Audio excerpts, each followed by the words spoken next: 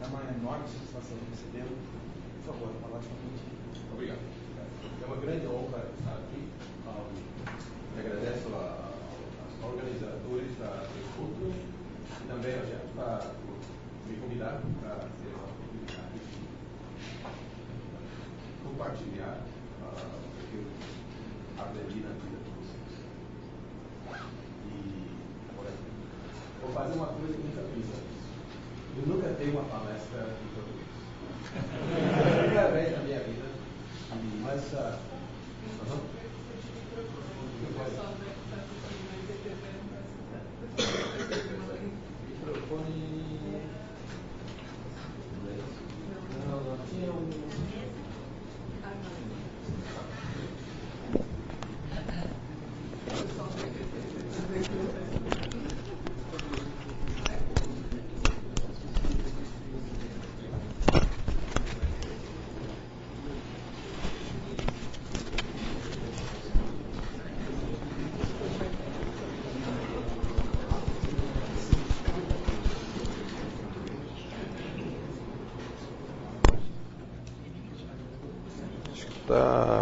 faltando.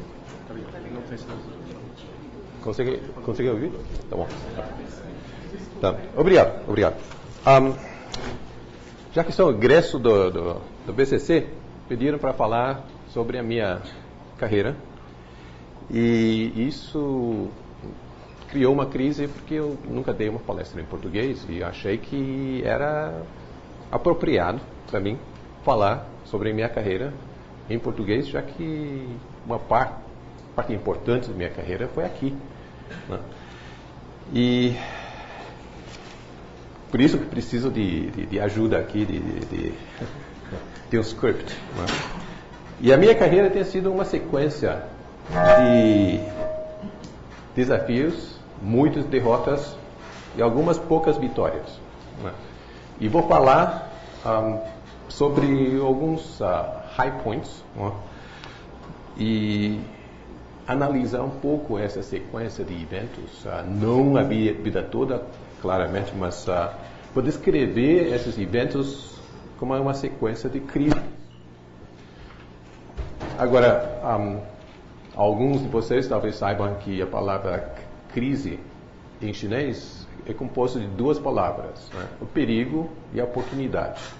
E por isso que achei que essa é uma oportunidade para mim aprender a dar palestra em português. Se não der certo, né, vocês podem me avisar, mas eu queria compartilhar um pouco as crises na minha vida e na carreira. E vou dividir uma crise em 3 fases. E isso é a aplicação de método científico de análise, né, para uma discussão. E a primeira fase, numa crise, é uma sequência de decisões imediatas para sobreviver à crise. A gente sempre faz isso. E é importante de morrer tentando, né? Não desistir. E numa crise, se você desistir, não tem mais o que falar. Agora, assumindo que você consegue sobreviver, a segunda fase é de tentar viver um pouco melhor dentro das restrições e parâmetros impostos pela crise.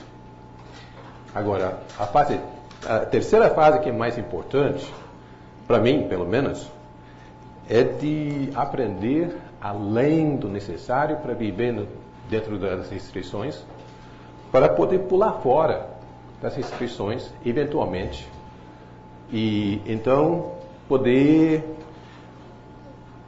vencer, num certo sentido, essa crise. E vou começar com a crise 0, que foi antes de eu entrar no BCC, mas foi a crise que me levou à carreira na tecnologia de informações.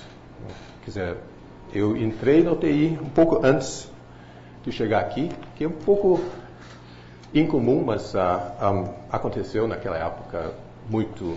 Quer dizer, a gente algumas das pessoas que estão aqui sabem. E o que aconteceu é que eu estava no colégio e minha família teve uma crise financeira e eu tive que sair do colégio. Agora, isso realmente foi um impacto grande na minha vida. E a maioria de vocês não vão ter esse tipo de experiência. Mas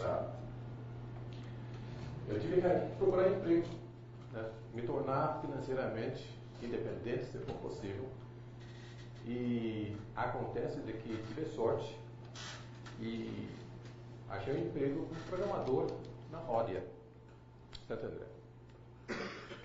E esse emprego foi o que me iniciou na carreira de TI. Se eu não tivesse essa crise na minha família, talvez eu não tenha entrado no TI. A minha vida teria sido diferente. Né?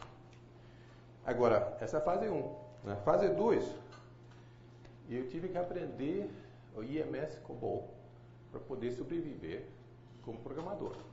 Agora, vocês provavelmente não sabem o que é COBOL, mas foi útil para mim. E a fase 3, vocês não sabem, mas a fase 3 é de aprender um pouco além do COBOL. Né? Eu comecei a ler dump, hexadecimal e programação em assembler. E esse aprendizado me levou a ser analista de Prodan um ano depois. E indo para Prodan mudou a minha vida. Comecei a aprender muito mais sobre o TI e a área, né? E me levar a ter um interesse em coisas interessantes. Né? Agora, fast forward. Né? Entrei no BCC e tive uma outra crise. Agora, qual é uma crise comum agora para alunos de graduação? Fui reprovado. Né? Parece inacreditável, mas tive uma reprovação na minha vida. Né? Foi cálculo numérico. É uma história longa, né? mas vou fast forward um pouco. Né? Não foi a culpa da professora, foi Inês, mas ela me ajudou a passar, mas não foi culpa dela, foi a culpa minha. Isso é importante, né? Assumir a responsabilidade. Mas, claro, tive que tomar curso de novo, mas a coisa importante é que quando eu não passei, eu comecei a pensar na vida e pensar no que eu quero fazer da minha vida. Foi uma crise e eu comecei a pensar realmente, né, usar essa oportunidade da crise para pensar sobre a vida e eventualmente isso me levou a PhD e de deixar a Prodan. Quando eu deixei a Prodan, o pessoal achou que eu estava maluco, que eu tinha uma carreira feita em processamento de dados e eu estava deixando tudo para trás. Foi uma decisão que não era óbvio na época e mudou a minha vida. Agora, depois de graduação, tive uma crise na pós. Eu queria fazer PhD e naquela época a gente não tinha PhD aqui, a gente teria que ir para fora e eu não tinha uma bolsa para ir para fora. Agora, isso é uma crise importante porque a maioria das pessoas talvez tenha decidido, e na época acho que pessoas também normalmente teriam esperado um pouco mais para poder ir. E eu decidi ir de qualquer forma. Agora, isso significa que eu precisava sobreviver lá. Quando chegar lá, tentar achar o dinheiro para eu poder sobreviver no programa de pós-graduação. E quando eu cheguei na University of Washington, que eu estava fazendo o PhD, eu consegui achar um Graduate Research Assistantship e acontece ser um projeto de sistemas. Agora, eu saí daqui em 1980, um aluno de teoria. Por quê? Porque todo mundo é teórico naquela época, aqui. Eu não tinha escolha, eu era aluno de teoria, mas achando essa Graduate Research Assistant da área de sistemas, me levou para a área de sistemas. E realmente foi uma decisão boa, com todo respeito pelos teóricos aqui. Mas a área de sistemas, depois banco de dados e outras áreas, realmente abriram novas portas, novas possibilidades para mim. Então a crise não ter bom só me levou a Graduate Research Assistant e mudou a minha vida. Agora, qual é o evento mais importante na vida do estudante?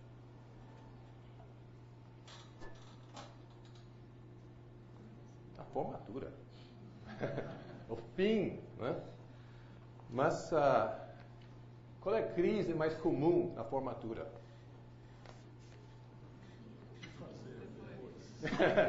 Não, que fazer depois é não ser número 1 da turma. Por quê? Porque só tem um que é número 1, o resto da gente não somos número 1. Tá? Agora, não ser número 1 pode não ser uma crise importante, né? Para muitos, porque a maioria das pessoas aceitam não ser número 1, mas para mim, mas nunca fui número 1 na formatura. Eu não fui número 1. Quem era a aluna mais brilhante da nossa turma? Terezinha. Claro, não tem discussão. Não tem. Mas, quando me formei com PhD, a Universidade de Washington tinha 3 PhDs graduando naquele ano, e eu era número 3. Agora, é uma crise, né? Porque tem esse ranking, essas coisas lá, mas eu decidi não me importar com isso. Fui fazer essas entrevistas e nesse caso não foi pelo esforço meu, mas por sorte, o ano de 1986, quando eu terminei meu PhD, um ano bom.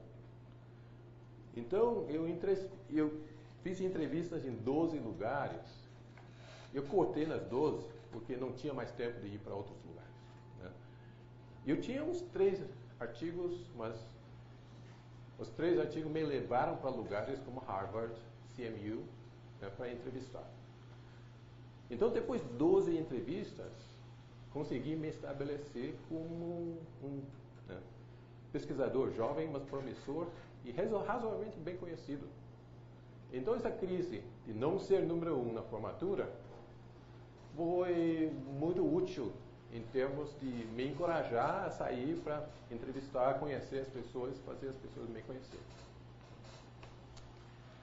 Agora, depois da formatura, a gente vai para o trabalho. Qual é uma crise comum no trabalho?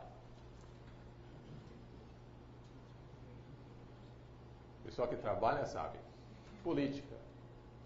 Sempre se tem política no trabalho. Quando eu cheguei na Colômbia, onde comecei o meu primeiro, como assistant professor,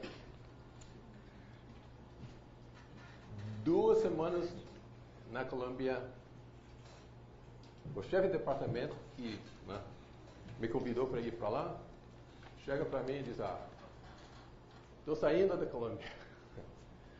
Políticas homéricas, por muitos anos, seguiram.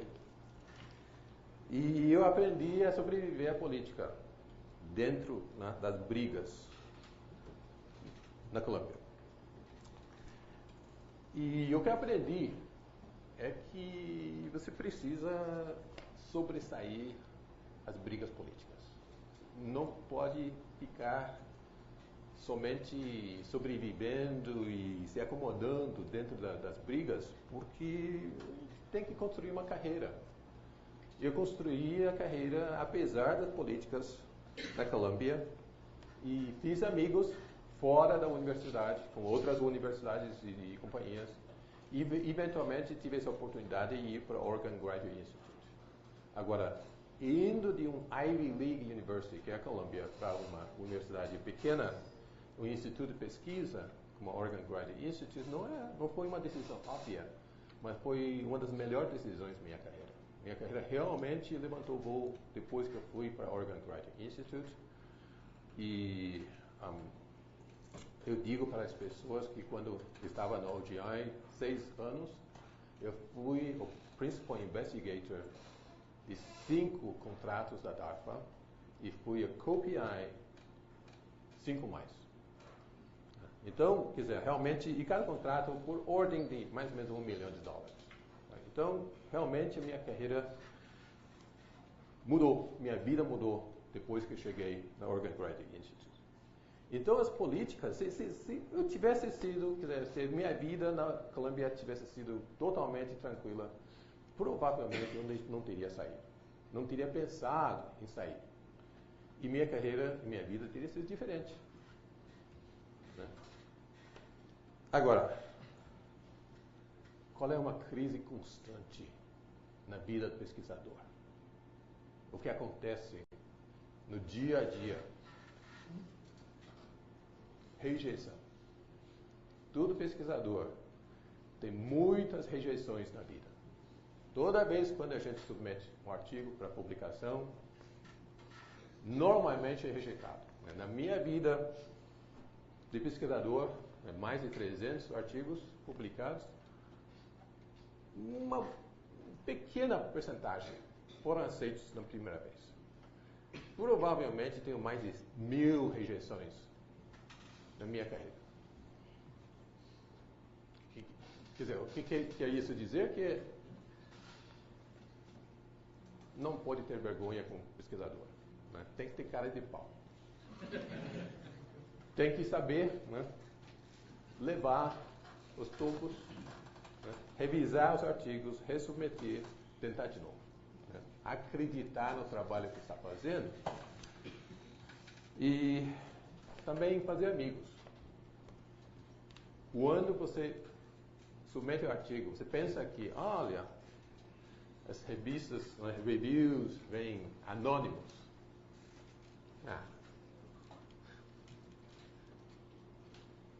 Anonymous my ass. Você pode ver claramente quem que escreveu as reviews. Né? Você sabe que são seus amigos que vão te ajudar.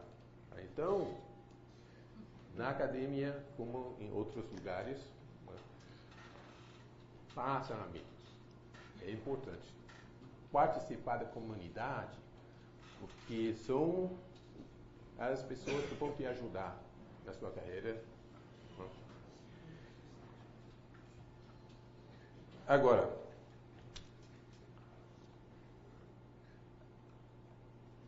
a última crise. Qual é a crise de um pesquisador estabelecido? Talvez a maioria de vocês isso não aconteceu ainda, por isso não vão fazer, não vão saber, né? Mas é falta de dinheiro. Se você já se estabeleceu, você já tem projetos, né? Eventualmente vai chegar um dia onde você olha assim, o dinheiro vai acabar. Este ano estou chegando nos 100 contratos de grants, que é mais do que a maioria das pessoas, mas também passei muito por essas crises de falta de dinheiro. O que a gente faz quando está faltando dinheiro? Escrever propostas. Agora, no National Science Foundation nos Estados Unidos,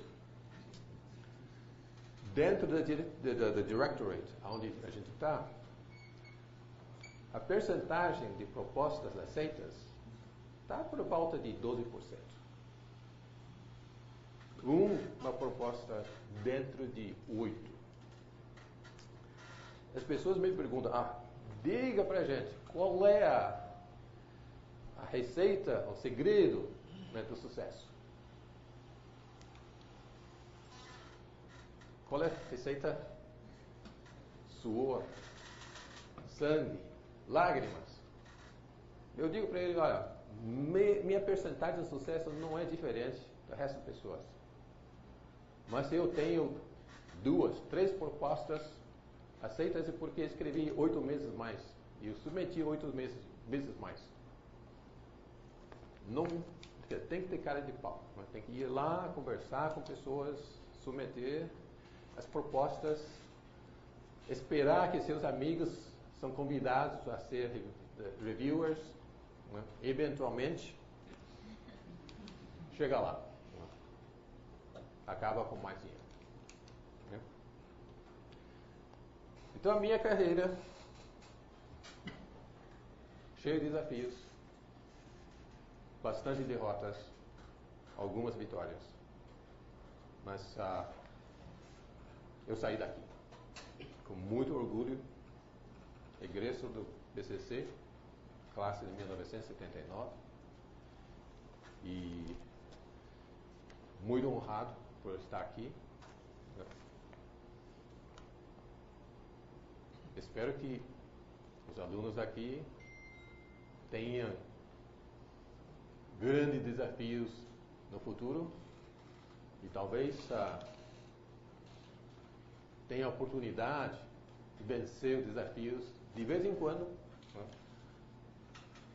Para mim, o que importa é ser número 1, pode ser útil.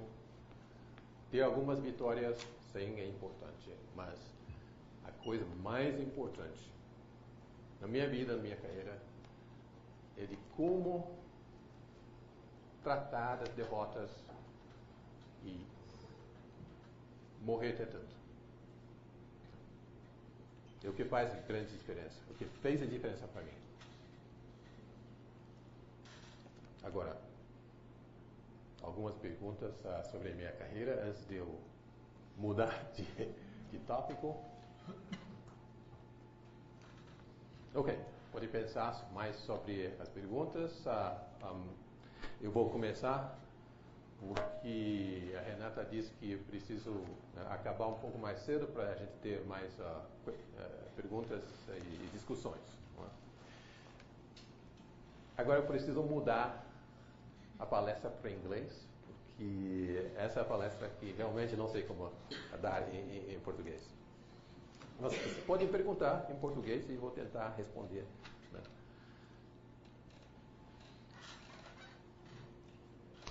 So, switching gears.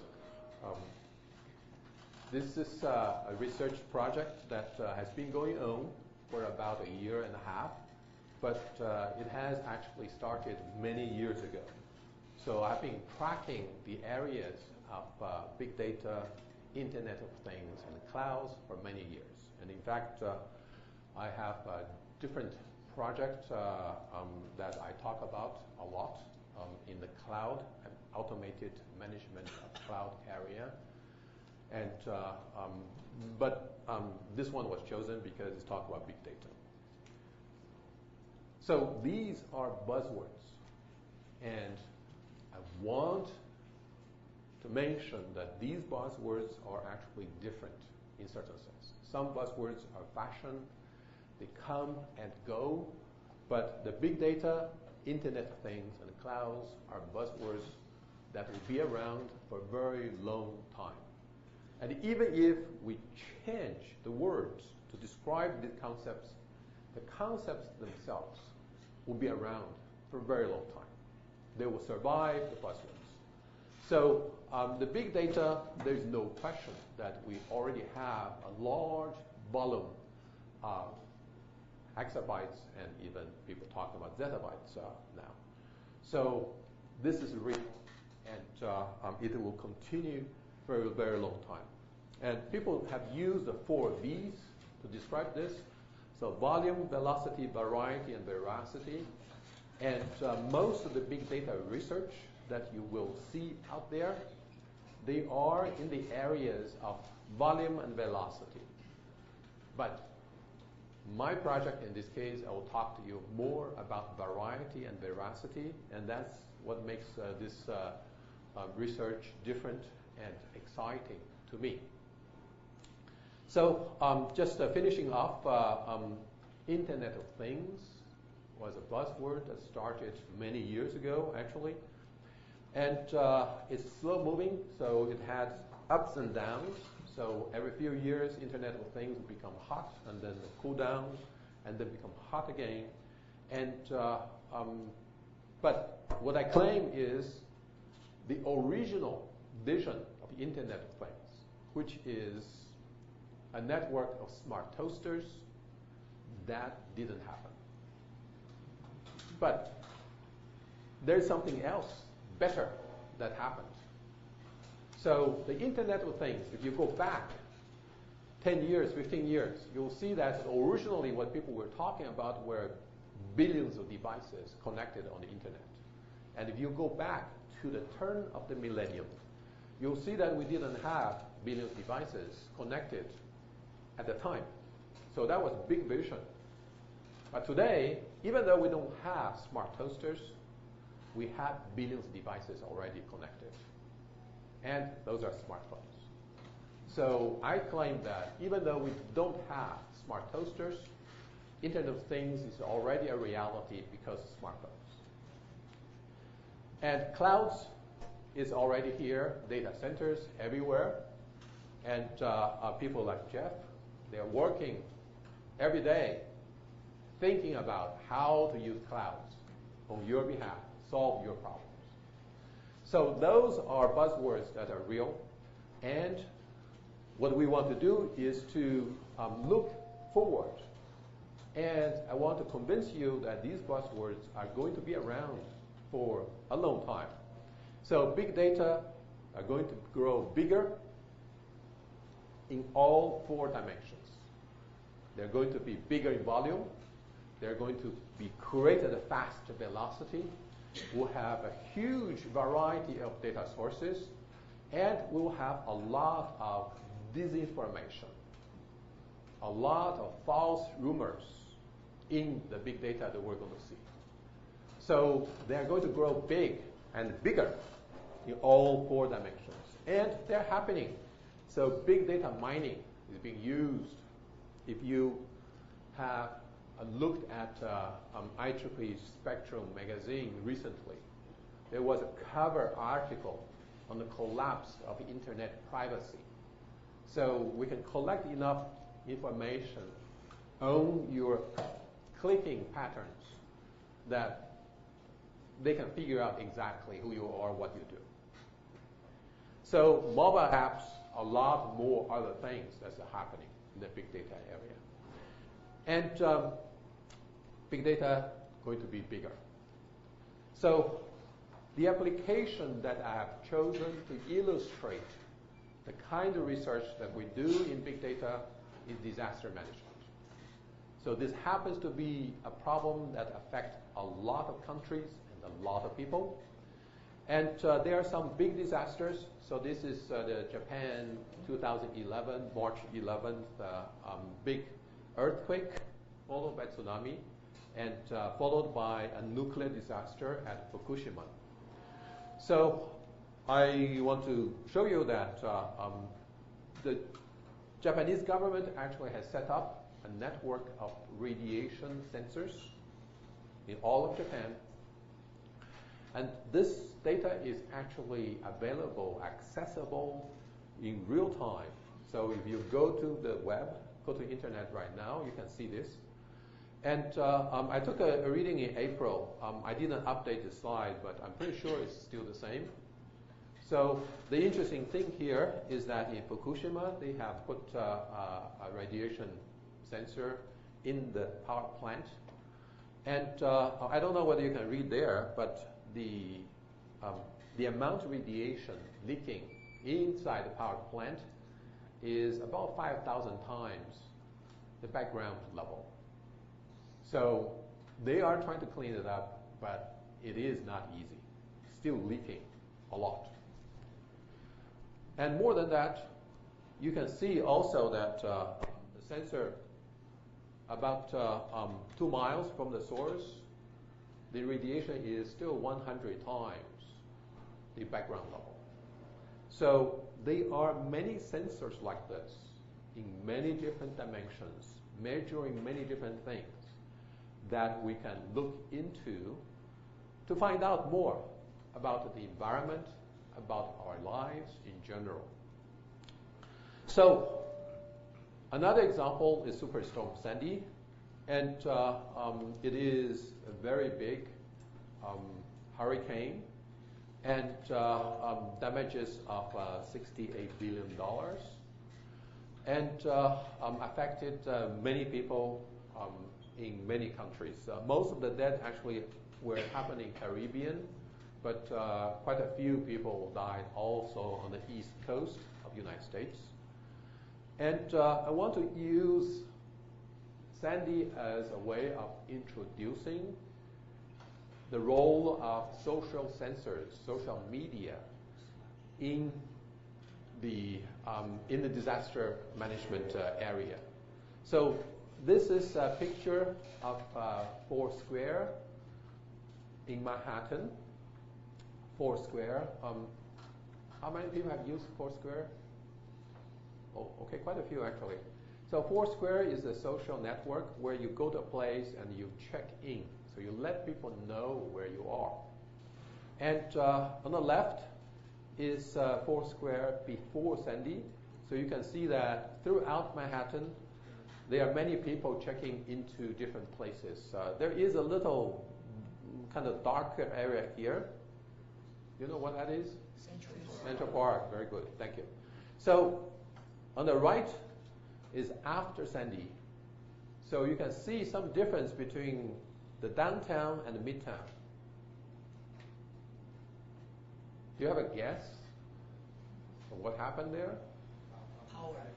Yes? Almost there. Almost there. No power.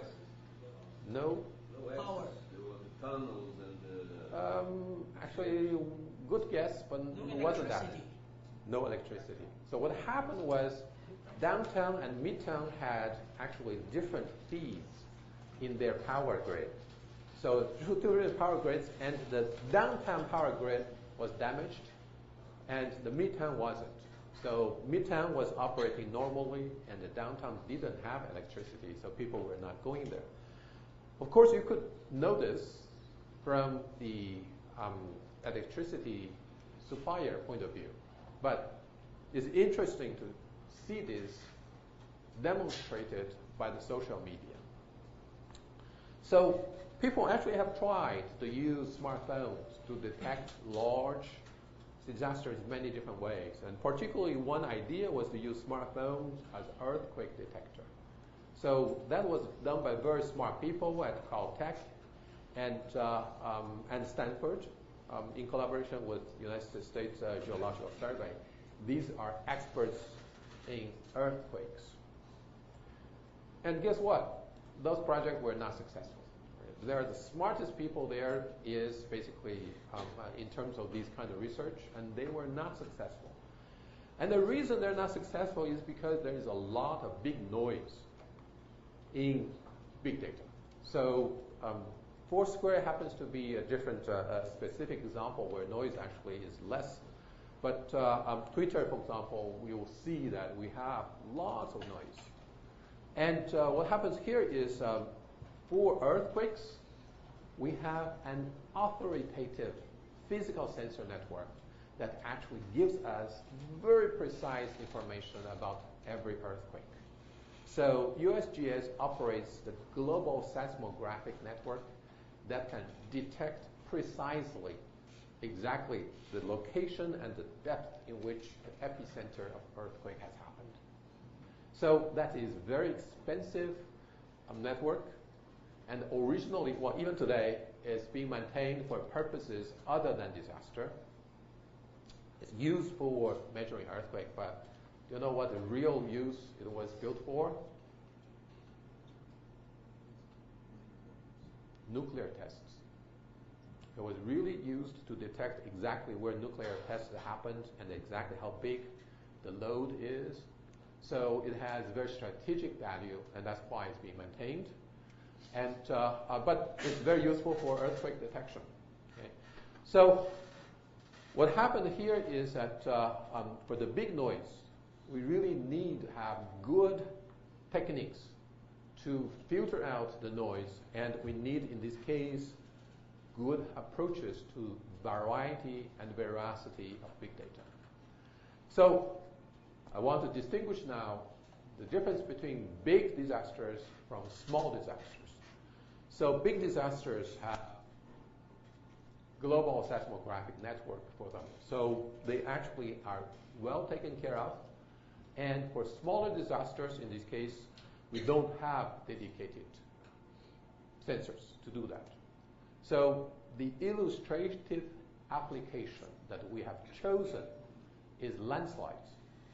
And landslides actually happen a lot around the world, including here in Brazil.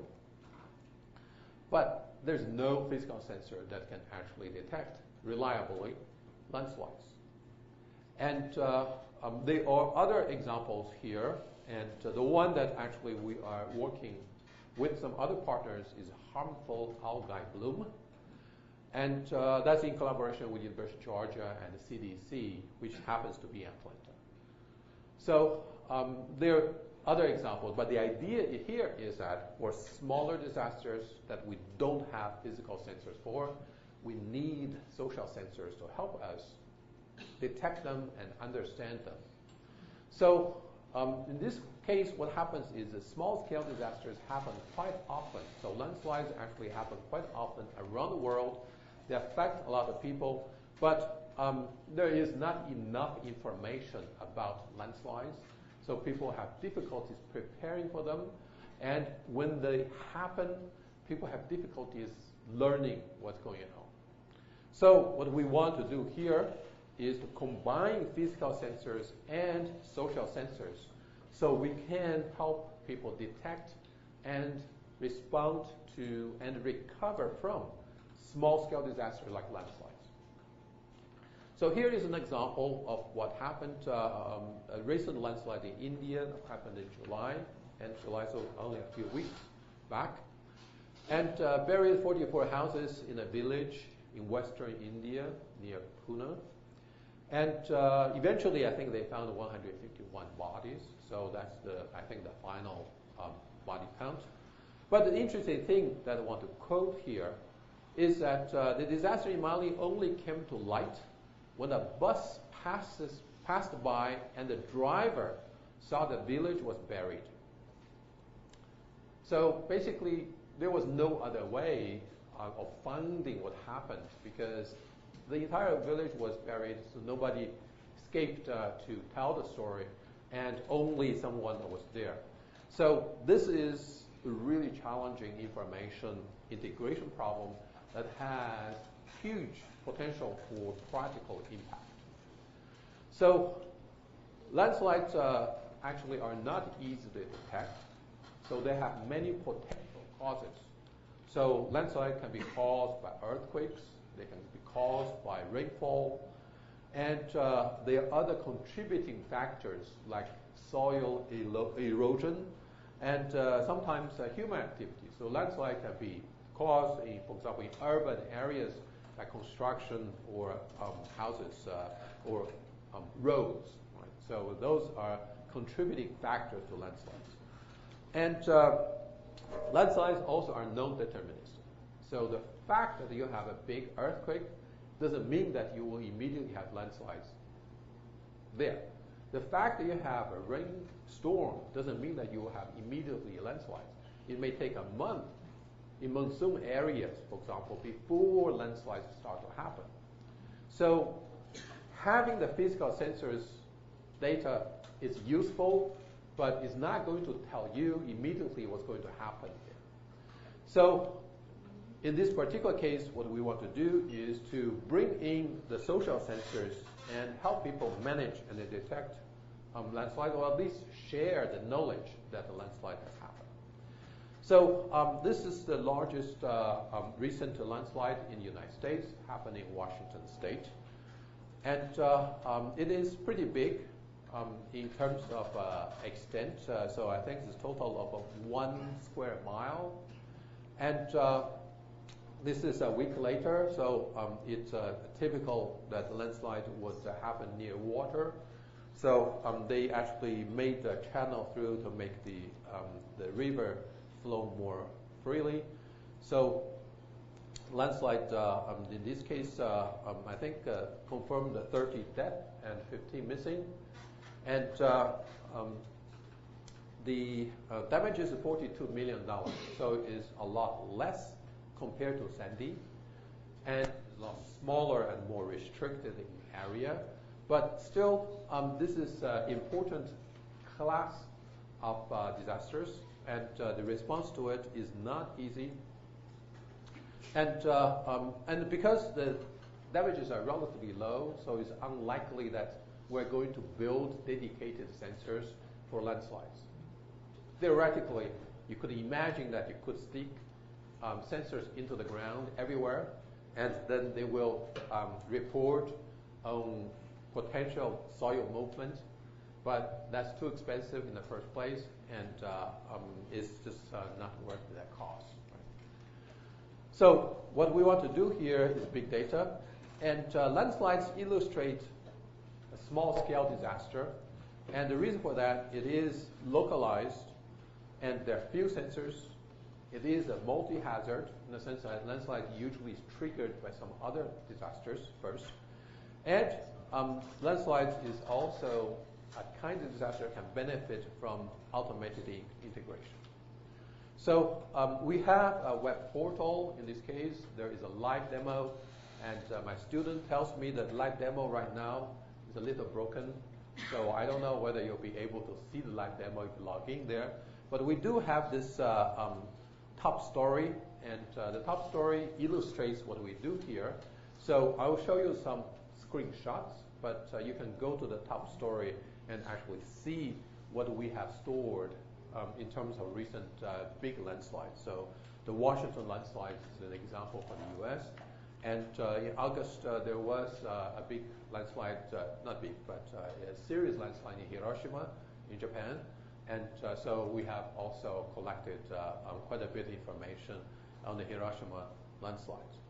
So there is actually a number of sources on landslides already.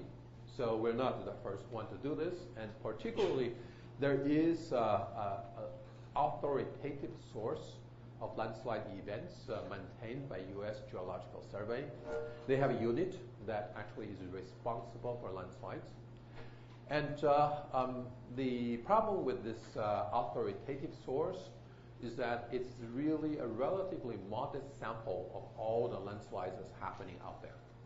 So I'll give you some examples to illustrate the limitations of this authoritative source. So the system that we built is called the Litmus, and it's a landslide information system. So if you go to resources in our web portal, you click on it, and the Litmus will come up. And this is the screen, the home screen for the demo, and you will see that we have actually quite a few data sources listed on the right, and you can actually click on each one of them and bring up the data sources from each social network or physical sensors. So the earthquakes, we actually get information from the global seismographic network.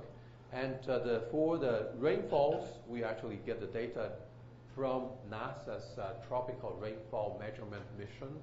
So it's satellite images and the analysis, automated analysis of the satellite. So you click on the earthquake that happened, and we will show you all the earthquakes reported for the last 2.5 weeks.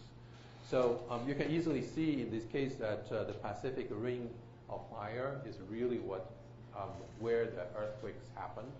But if you combine earthquake with other sources, in this particular case is YouTube video, then you will see that they don't necessarily overlap. So there are many earthquakes that do not cause landslides. And in this particular case, also what happens on YouTube video is that you can combine those two and then see that, okay, they are places where actually they're happening together. So that's the basic idea of our system. So we are collecting information from many sources. What we're hoping for is that there will be clusters of events reported by those many different sources. And the clusters would indicate an actual landslide. So this is called a multi-source integration. And so we actually integrate, and we set the threshold. Excuse me. So this is kind of low threshold, but there are some higher thresholds we have been setting recently that will reduce the number of reported clusters. So these are the clusters of events from multiple sources that we think that potentially this is indicating the landslides. So give you an example, the USGS authoritative service on landslides typically reports about 20 to 40 landslides worldwide in a month. So this is a lot more than what they are reporting. So you can zoom into this different area of interest. In this case is a Google Maps interface. So this was the time when the Washington State landslide happened. If you go there now, you're not going to see this because we do basically the last month. So that's the exciting part of the live demo, but also the pitfall. You don't see what's happening if nothing is happening. Right? So if there have not been a lot of landslides in last month, then you're not going to see a lot of action here. So this is a kind of illustrative result. So you have the Twitter and YouTube that we show. We collect data from Twitter and YouTube and Instagram, and we show the different potentially relevant events reported, and then you can click on them. The Twitter actually is copied directly, but YouTube, in this case, you can click on it and see what's going on there. So you can do the same with Instagram, and in this case, you can click on the Instagram and see the photo. So because we scroll up every month, so we have decided to keep this top story. And if you go there are two top stories right now. So one in Washington that we kept from April, I think it's April, and then the Hiroshima that happened in August. So how do we do this? And this is an example. It's actually not a very representative of typical work I do. So typical work that I do takes quite a few years to mature. And then the papers get rejected a few years, not a few years, but a few times before we actually get it revised for submission and acceptance. And these are actually different. So these two papers actually we wrote in a hurry, and we sent to top conferences. So ICWS is the International Conference on Web Services. So the top conference in service composition. And ICRAM is International Symposium on Crisis Response and Management. So it's top conference actually for information management for crisis response and disasters. So those are top conference. There are areas we sent hastily papers describing our results. We thought this, of course, it's not going to get in, but this actually is very useful and novelty work. So they just took the papers. So they did ask us to revise the papers after they were taken, but these are exceptions that they were accepted the first time when we submitted. So the papers are actually not that good. If you go there and read those papers, don't blame me. They're not as refined or clear what they describe, but what I'm going to describe to you now actually is a little bit better digested system. So we integrate two kinds of physical sensors, earthquakes and rainfall, and we integrate primarily three kinds of social sensors. So Twitter for text, Instagram for photos, and YouTube for video. And we do not do any vision image analysis at the moment. We have plans to work with collaborators on that, but right now what we're doing, in fact, we talk about image and video, but what we do in the rest of the talk currently is text analysis. So I analyze the description text of Instagram and YouTube. And we show that, let me skip to this. I think I already talked a little bit about this, but the challenges in information service integration in this case is that we have very heterogeneous information. So each one of the sources out there that we are integrating is actually very different. So how do you integrate data from Twitter and USGS Global Seismographic Network? Right? So if you're a database guy, you might think of this as a schema integration problem. But then there's really nothing in common between those two. So that is one of the first challenges. So how do we integrate data from a physical network, time series data, with text? Right?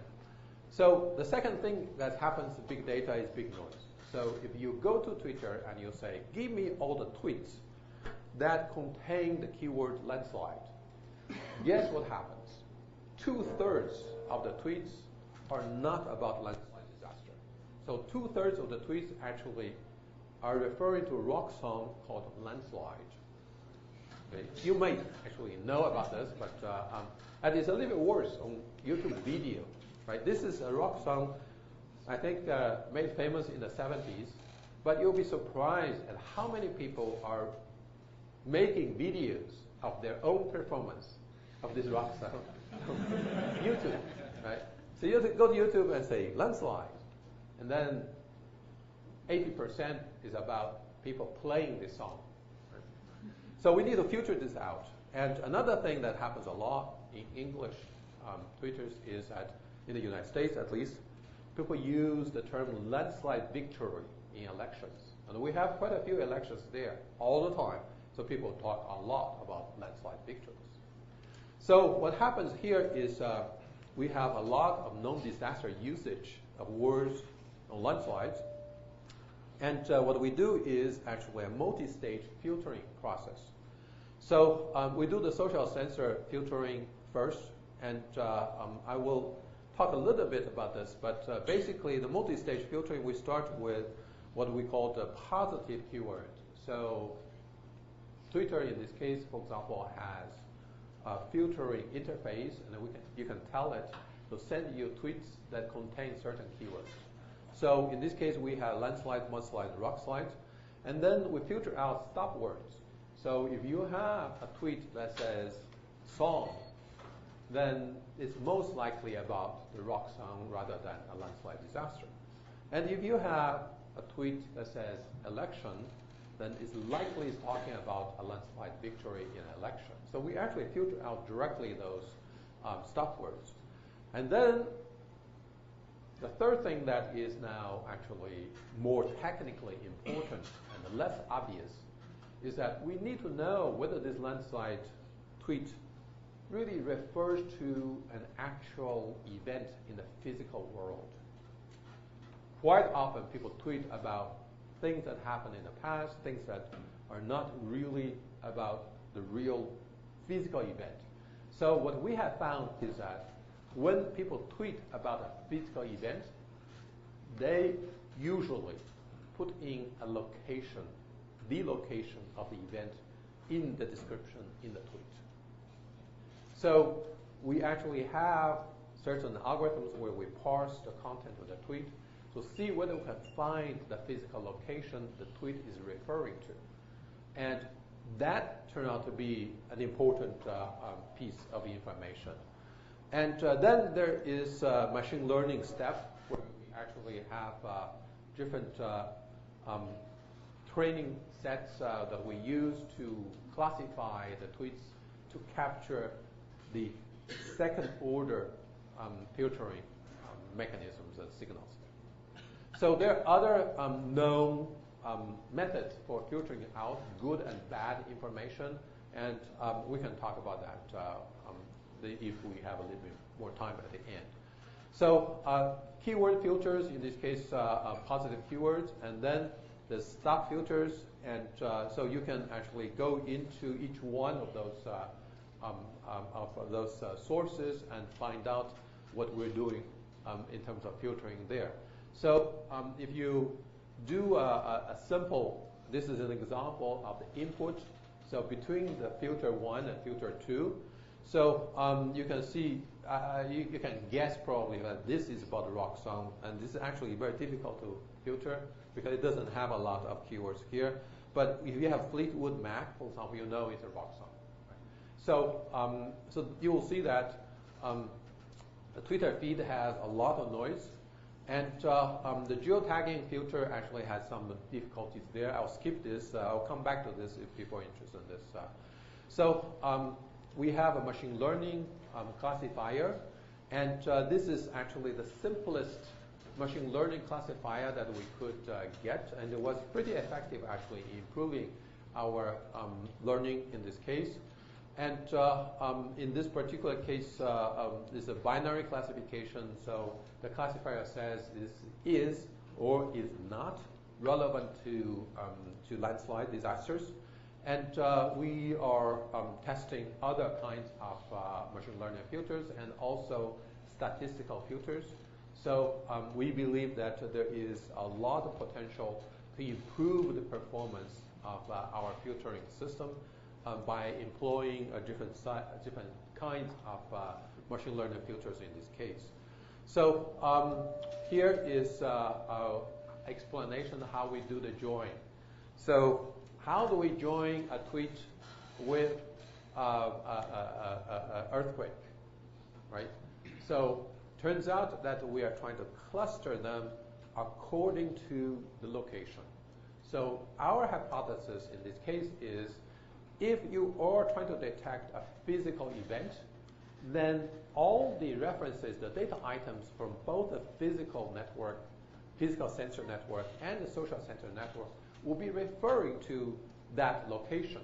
So in this particular case, we use a normal grid division of Earth's surface, and we count how many events that are in that cell of the grid. And in this case, both the physical sensor events and the social sensor events are going to be put there because we already know, we have identified what is the geolocation of each data item. So you can think of the geolocation of each data item as the primary key that we're using to join the different sensor streams. Okay.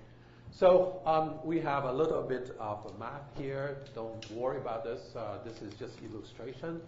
We tweak this equation all the time. So this is one of the ways that we score and tweak the different classification methods, and I can talk more about this later. But here is an actual illustration of how much filtering we need to do. So this is single source filtering, so no integration yet. And so the Twitter starts, this is December 2013, so Twitter starts with 45,000 tweets that contain the keywords. So half of those can be filtered out with stop words. Now, of the stop words, there will be about 1/3 left once we take out the tweets that don't have very explicit geolocation. And if you do the machine learning filter later, you'll see that about 5% of your tweets we believe to be relevant to disaster. That is an example of big noise. 95% of tweets that contain the keywords landslides and mudslides are not relevant to disaster. So YouTube is a similar thing, less than 10%, and Instagram is about 1%. So big noise is a real problem, and this is filtering by sensor. So we haven't gotten to the integration yet. And so there are some analysis that we do in terms of the performance of those filters.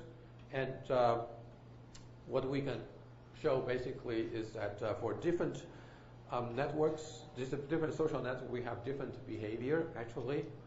So you can see that Twitter actually has a lot better recall. So most of the landslides have people tweeting about it. And less people making a video. But if people make a video, that's typically because there is an actual landslide. So the precision, in this case, higher precision of YouTube reflects the work that the person has to put into making a video.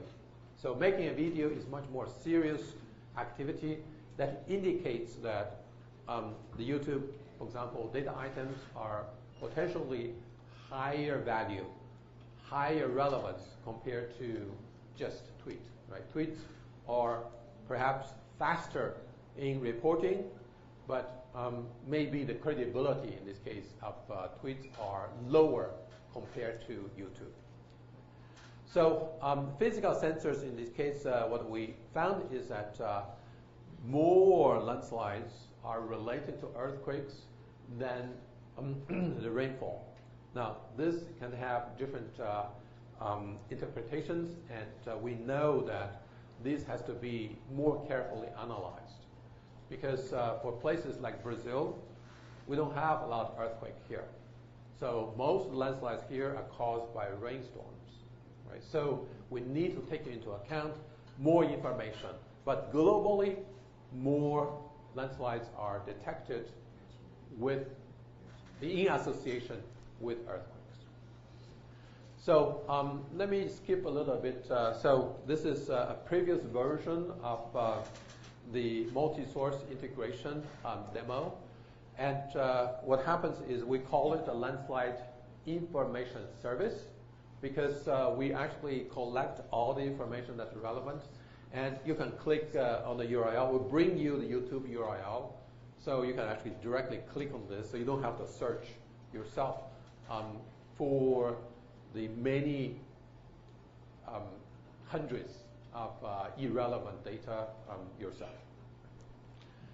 So this is a sample, and so you have tweets, you have YouTube, and the large events, actually we have a large amount of data even after we filter. So if you go to the top story on Hiroshima and the top story of Washington State, you'll see more than 500 tweets. And I think for the Washington State was over a few thousand tweets actually. So you get a lot of information there. And so the integration here, this is United States, this is China. Do you think that they have less landslides in China than United States? I mean, you look at this, nothing's happening here, right?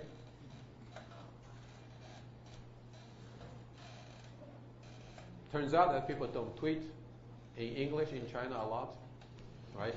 So we're just collecting English. So what happens here is we are missing a lot of information because of local languages. And so we are working with the Chinese, integrating the Chinese microblogging services. They don't use Twitter a lot. But with Japanese partners, for example, people actually use Twitter a lot in Japan. So we can actually use Twitter, the Japanese collection. But in Chinese, we need to actually use local microblogging services there. And we are now starting to collect data in several languages. So Japanese, Russian, and Chinese, and Portuguese. So we want to be more global in our coverage. And so in this particular case, we are demonstrating the feasibility of actually detecting landslides effectively and providing information services. We know that we are successful in providing information on landslides. We claim to have more information on landslides than anybody else out there. And particularly in December, for example, we detected of the 27 landslides reported by the authoritative source, we detected 25. And there are 40 more that we actually report that we think are real. And there are some false positives, but that is the price we pay for a better coverage. So there is a new application that we are working on in collaboration with University of Georgia and CDC, and it's harmful algal bloom. They are red tides all around the world, including here. So, but the one that's prevalent in Georgia is something called the cyanobacteria, and this is also known as a blue-green algae, and they happen in lakes.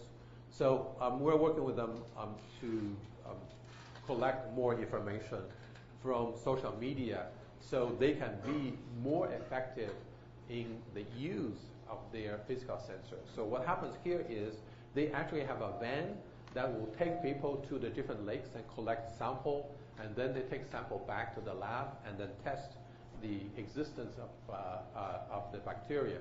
So it's a very expensive process, and they usually do it every week, once a week. So we are hoping that with the social media data, we can improve their efficiency of using the physical sensors there. So I have some other slides that talk about research challenges here, but I see that I only have 15 minutes left. I want to save some time for interactions. So we have a quality of service challenges here because disaster management is mission critical. We have a big noise problem, so maintaining quality information is also very important. And information integration turned out to be one of the biggest challenges there. I didn't have a lot of time to talk a lot more detail in terms of how we do the integration, but that's a part of the things that we're doing here. And there is a significant application pool, and in the areas of Internet of Things and mobile apps, the students are really excited about this kind of project because they can see the practical impact. This is new kind of information, and when we talk about disaster they have never heard of, they're really excited about working on this, and they can build a little mobile app that shows how we integrate information. And the same infrastructure that we use for landslides can be easily adapted for the harmful algal bloom, and we believe can be easily adapted to other kind of disasters. So what we're hoping for is that we can use the same infrastructure to help people handle and collect information on many different kinds of useful disasters. So if you have some ideas about some small-scale disaster that other people have not been able to help with, we want help. So think about this and let me know. And this is a situation where we have significant application pool in disaster management and also a significant technology pool. So big data is happening, is going to be bigger. Internet of Things is happening, is going to get bigger. Clouds that are really processing the information, they are happening and they're going to get bigger. And the prediction here that I'm making, and I think is pretty safe because of this, we are going to get bigger on this. So this is not going to be a project just for 1 year. I believe this is going to be a project for many years to come. So I am investing now a lot of my current energy and efforts and resources into this project because I think this is another way that can, quote, make me famous, right? So there is actually a real funding opportunity that just closed on Monday. And I actually helped NSF and Japan Science Technology Agency to create a new joint program. So this is a real NSF/JST funding program called a BDD. So it's Big Data for Disaster Management.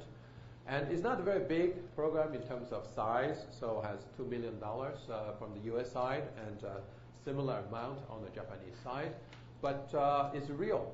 So this is, I helped them organize a workshop. I helped them write a report. And based on the workshop report, the two agencies came together and they actually negotiated and created this funding program. So this is another way for you to handle the crisis of running out of money. So I'm not saying this is going to help me solve my lack of money problem. I can always use more money, but this is another example of how we can think outside the box. So if I were to only think about existing programs, then I would not have created this opportunity, right? So I was thinking about funding and money, right, in terms of beyond existing programs. So this is a situation where we can actually contribute to creating opportunities. I'm not saying that I'm going to get money here, but I'm creating this opportunity for the entire community to work on this problem, on this area. Okay, so I didn't end too early, but we still have 10 minutes for questions and answers. As I mentioned earlier, feel free to ask questions in Portuguese if you will. Otto? I was thinking if you have access to emergency calls to hospitals and police associated with GPS geolocalization, my guess is that you have a high correlation between landslides or other disasters and high frequency of emergency calls. That is a really good point. I think for the landslides in urban areas, we have more sources of information that can really help us do better. Yes. And integrate to the Yep. So integrating more sources of information, we believe, is another way of improving the performance of this kind of system. So right now, we are working on things like many other languages, right? So, but integrating new sources of information, clearly a good approach. And my guess is that emergency calls have little noise because people are asking this only for real emergency calls. I don't know. My guess. Probably. Front first, and then back. The front first. Okay. So yesterday we saw an application for IBM Research that they classify as well the Twitter, the tweets, and they use that for the World Cup and say if it's good, if it's bad for players. And they use deep learning algorithm to classify. In this case, deep learning is good as well. Well, we have two phases in our work. So the first phase is sensor-specific filtering, and we had a very naive base filter there. And of course, you can plug in a deep learning module there that you can improve the performance of that sensor-specific filtering pipeline. But from our point of view, that's not where the payoff is. I mean, you can do deep learning. You can spend a lot of time do really good research, and I have real respect for people who do that kind of work. And I really wish them good success there. And I'm going to be very happy to use their success. But to me, the filter, the sensor-specific filtering is somewhat limited, especially in things like Twitter, because of the amount of information that you have. Each tweet is really limited. So from our point of view, the interesting part, the low-hanging fruit, the part that we can gain a lot more is in integrating more sources of information. So rather than being very deep for one single source, we think that the payoff is in integrating many more sources. So that's where I think that working on veracity of big data is more exciting than just working on the volume. So I understand that I am not majority here. The majority of big data people are working on the volume. But I think that the variety is where the action is going to be in the near future. So more things will happen, and better results can be achieved if we can integrate more data sources from especially independent data sources, right? So Otto's example is a good example because it is independent data source that will really change the quality, improve the quality of the information. One question and one comment. A question is what happens to the two earthquakes that we missed in the US? Because I thought landslides, right? You missed two. Okay. And, I thought in the US things would be fairly covered by Twitter. Well, that is a very interesting question, and the way we talk about this is if a landslide happens in a forest and nobody hears about it, does it matter? So those two, actually, we looked into it. The geological survey guys do know about it. It We- did happen. Yes, but they were very small landslides that happened in remote areas. So they were interesting from geological point of view, but they did not affect a lot of people. So no one was hurt.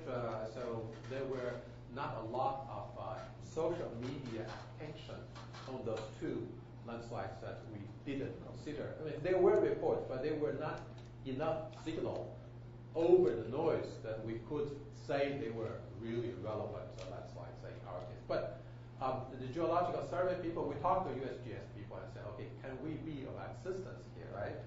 And they said, oh, you have false positive, you have false negative, we cannot use you. Right? So we are still trying to improve the quality information in our case, so we can become more relevant to the authoritative sources.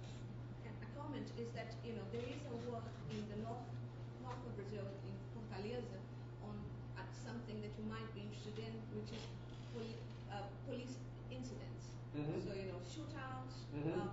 police Mm-hmm. kind of causing trouble, going after malls, stuff like that. Mm-hmm. So it's kind of and they kind of trying to use more this kind of stuff that I do, which is with kind of more deep parsing and deep analysis, Mm-hmm. linguistic analysis Mm-hmm. stuff. And so they more AI kind of stuff. Mm-hmm. So, but they probably could be a different sort of application Yes. for your. Yes. Okay. Thank you. Yeah, we will welcome definitely more sources of information and incorporate them as they become feasible for us to do that. Yes. Vocês estão utilizando alguma ferramenta para filtrar as informações que vocês recebem nas redes sociais? Ou vocês construíram uma nova? Poderia repetir? Eu não consegui ouvir a primeira parte. Se vocês estão utilizando alguma ferramenta já distribuída na web, por exemplo, algum aplicativo open source? Tudo isso aí não. Nós descrevemos software. Doesn't Planetary ever think that you generate data to an API that could be used to more specific regions to turn into the how can I say to turn the whole data into more specific information that matters to each space? Well, technically, what you're saying is in the right direction, and we have a lot more systematic way of handling this. So to answer your question at the highest level, what happens is for each sensor data, each kind of sensor, so for Twitter we have basically a sensor schema, and for the YouTube we have slightly different sensor schema. And for the landslide, we actually have a landslide schema. So we have different kinds of schema where we actually translate the data into, and then we actually store the information in the database. So then we do the geolocation join of all the information into the grid cells, and then we show the results so there is a pipeline of how we integrate information. Yes. But this system it detects landslide after it happened. It would be nice to prevent it by analyzing the physical sensors, learning about the symptoms, and tell people to evacuate that region. How is hard this? That is something that USGS people want to do. So they have a unit that studies landslides. There is an entire journal. So there's a Springer journal on landslides.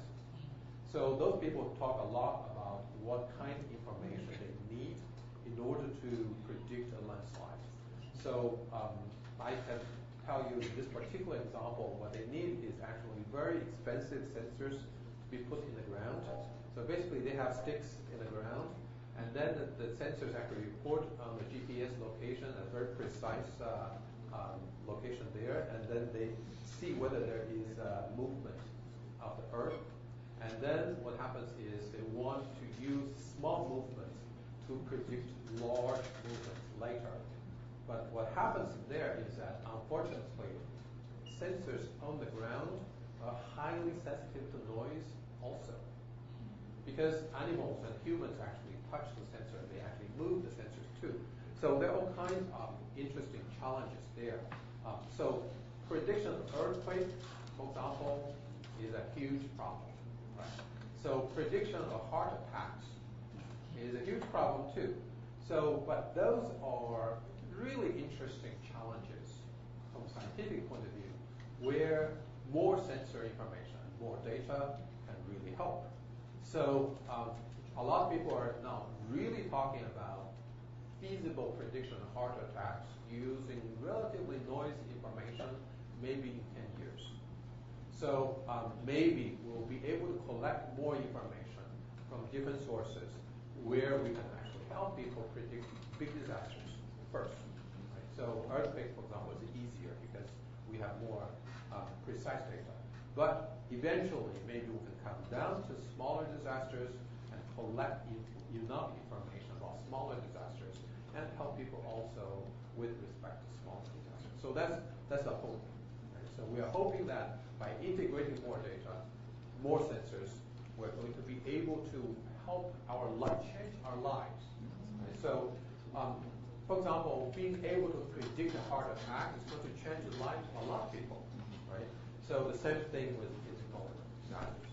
So yes, this is the vision that we're working on, and we believe that integration with sensor data is going to be a very important step in the process of that prediction. Yes? How does that blacklist filter work? Oh, there are actually several kinds of well-known sources of bad information. So those are well-known sources of noise. And so the bad URLs, the blacklist URLs, are an example of that. So if you have a tweet that contains a blacklist URL, it's certain that you are spam. So we can filter those out without thinking, without further corroboration. Now, what happened was that's a good idea, but we realized that actually, because we're more interested in real-time data, the blacklist happens typically in about 12 to 24 hours. So the blacklisting process itself takes time. So this small number of tweets that we can filter based on the blacklist, that's why we actually took it out from our current implementation, because its impact is relatively small. But the idea of filtering out well-known bad information is clearly relevant to our research and science.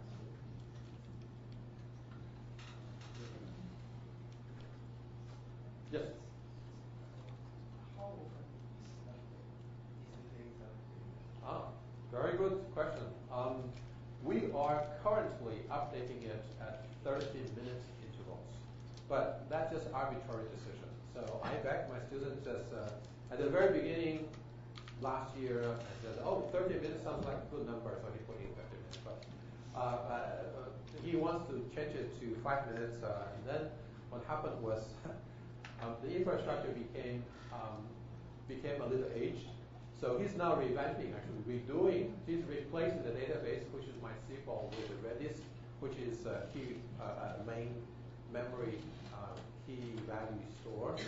So he said, okay, so for large disasters like Hiroshima or Washington, the server was not fast enough to handle that. So yes, there are many interesting parameters that we can tweak for that. The next question would be about what are the infrastructure challenges that you have with all this data? Right. So the big data part, actually, in our case, is not very big yet, but we anticipate that it will get bigger with more sources of information, more languages, for example. That's why we're moving to the main memory key value store. So there are increasing challenges in terms of big data, not only in variety, but also in terms of speed, velocity, and volume. So yes, this is growing into a really 4D big data problem.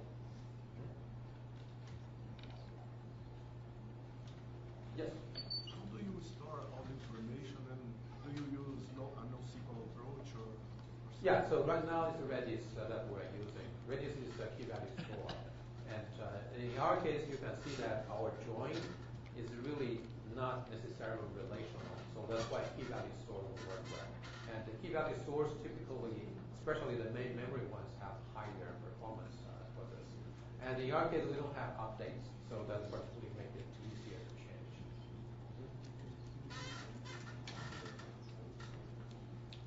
How many people work in this project? Oh, we had about 2 PhD students and about 4 to 5 master level project students working on this. But it is international collaboration. So we have a Japanese team that is helping us on the Japanese social media site. And there are several other groups of people who are interested in this. So in the Helpful Out of Blue project, we're collaborating people at UGA, and they have a computer science professor, a geography professor, and each one of them have a couple of graduate students working just on HIV problem. So it's a growing project. And right now what happens is we're spending more time with convincing other people to work on the area, but with the BDD program, we believe that we don't need to convince anymore, so we can focus more on the technical side of the project. Are there people from Brazil, from here, work? Well, it's busy, but we are hoping to get more collaboration going on here. Yes. Yes. So they use 3 social networks, but why you don't use Facebook? Oh, next. We're working on Facebook right now. So of the social networks, Facebook is the next. So next time when I come here, we will have Facebook. Yeah. So yes, good point. Yes. Is Lismos data already open to everyone use, or there are little codes to limit the use of it? Like, can I use the information of Litmus to develop one app or things like that? But you as a human user, yes, you can go to the website. I mean, right now it's supposed. IBEX is supposed to bring it up any time, any minute now, right? So you should be able to see the demo yourself. But, so you're talking about. Is it data that you're collecting? Oh, okay. You want the API to collect the data? No, sorry. You want the data? Our data? Your data. Oh, okay, okay. IBEX promised to do that, but you're the first one who actually asked for it. So, what we're going to do is actually store all the data that we have into the repository and make the repository open access. So this is supposed to be our next step, but he hasn't gotten to implementing it. As soon as you make a request, it will raise priority of that task, and then he will do that. Then we just have to design the API and design a way of managing the metadata, because we have to describe the metadata in a way that we make the data more useful to people. So we haven't done it to them. Mais alguma pergunta? Acho que tem um tempinho, né? Se houve problema Então, é só para falar, porque não vai ter uma palestra porque o professor não é grande e esse trouxe de carro para ajudar a pegar o avião hoje, para quem não vai conseguir aqui hoje. Não vai ter. Ele está bem o suficiente para ter mandado um Não, e-mail. ele enviou um e-mail, então ele está bem.